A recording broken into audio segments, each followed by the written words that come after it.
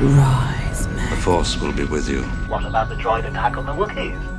Hello everyone and welcome back to my channel. In today's video I'm going to be sharing a Star Wars theory with you that, if true, could play a pivotal role further down the line in The Mandalorian Season 2. The theory is that the mysterious armourer who we haven't seen yet in Season 2 knows Ahsoka Tano and will be a central character in regards to the relationship between Clan Mudhorn, which is the child and Din Djarin, and Ahsoka Tano. Now that Mando is going to become acquainted with Ahsoka Tano on Corvus, there could be another relationship that muddies the ties that Mando will develop with the former Jedi our Togruta friend Ahsoka. Ever since we first saw Emily Swallow's character in The Mandalorian's first season, we've all been wondering about the identity of the ominous armourer who was formerly on Nevarro. But as some fans have pointed out, there are clues that point to who she is, and the best match with the most evidence behind it is that she is Rook Kast, a Mandalorian who led the Shadow Collective's super commandos during the Clone Wars. She was a Darth Maul loyalist who participated in the Siege of Mandalore, which took place in 19 BBY. Only 20 years short of the Battle of Yavin. So let's take a look at the evidence that suggests that the armourer could indeed be Rook Kast. First of all, and the most apparent, her helmet. The armourer, much like other Mandalorian Maul loyalists that we see in the Clone Wars, has Zabrak horns on her head, which suggests that she is most likely a Maul loyalist. Following the overthrow of Duchess Satine, the leader of Death Watch Pre Vizsla became the leader of Mandalore. However, in Season 5 Episode 15 of the Clone Wars, Darth Maul challenged him to a battle for the rulership of Mandalore and ultimately the Dark Saber.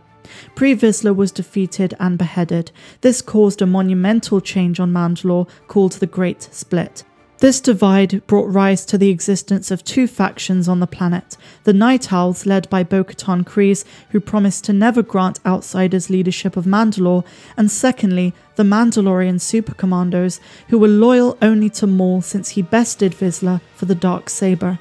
The Super Commandos modified their helmets accordingly to sport Zabrak horns in reverence to Darth Maul himself, and they also painted their helmets red and black. Since we know that the armourer would likely have pledged her allegiance to Maul prior to the Great Purge, the timeline adds up and is a huge hint to the fact that she is indeed Rook Kast. You might say that their helmets are starkly different, but there is an explanation for this. If the armourer is indeed Rook Kast, it is more than likely she wouldn't have wanted to be still publicly associated with the Maul elite faction over time, and as such she might have modified her helmet to reduce the apparent ties to Maul, but still showing respect and allegiance for him nonetheless with smaller Zabrak horns. The next piece of evidence is her attitude towards Mandalorian creed and tradition.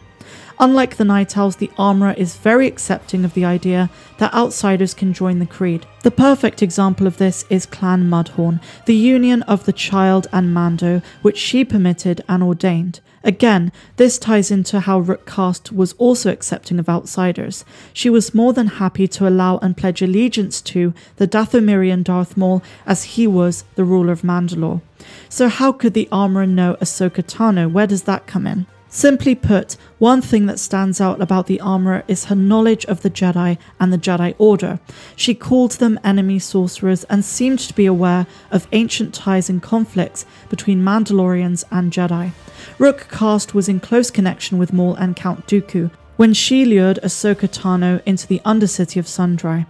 There she and the other Super Commandos surrounded the former Jedi Padawan for Maul, but eventually she managed to escape. Since Rook Kast knew Ahsoka Tano and was well aware of the Jedi, and if Rook Kast does turn out to be the character under the helmet of the one we call the Armourer, it is possible that this is why we haven't seen her in this season yet, because her identity will be revealed after Mando has gone to Corvus and communed with Ahsoka.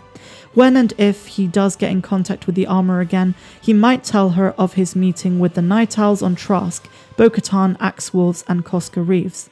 Since he helped them out and ended things in an amicable way with Bo-Katan, he will speak highly of her. He will then name drop Ahsoka Tano.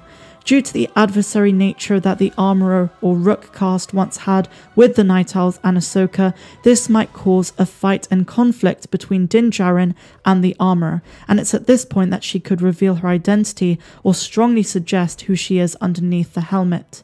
This would be very interesting going forward as a plot point and be a potent way to introduce the Armorer back into the show for its second season. So let me know what you guys think of this down below. Do you think this theory could pan out to be true? If you have other ideas, please share them with me also. I'm Star Wars Meg, and I wish you a phenomenal rest of the day, no matter where you dwell in the galaxy. Have a good one.